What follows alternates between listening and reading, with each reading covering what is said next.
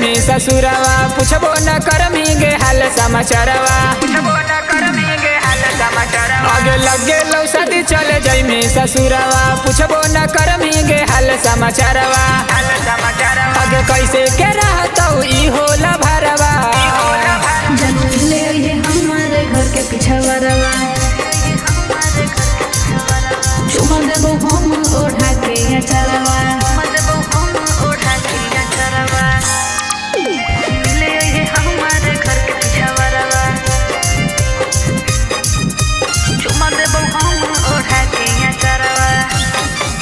Mixed by Arvind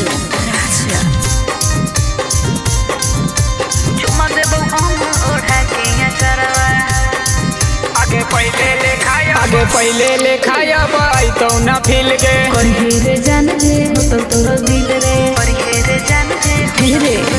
आगे पहले ले खाया बाई तो न फिल गे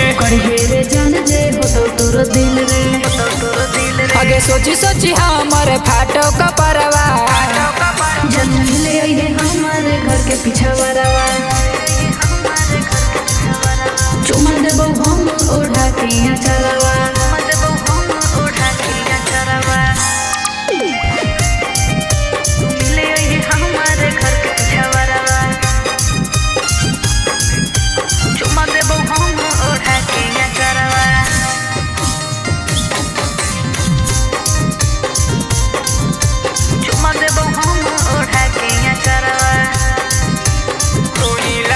आगे तू ही लगैले हमरा सब बीमारी गे जब करो मन तो आ रही ससुरारी रे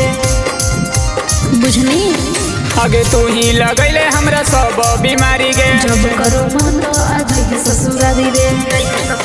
आगे डीपी रूपेश से लागो हौ डरवा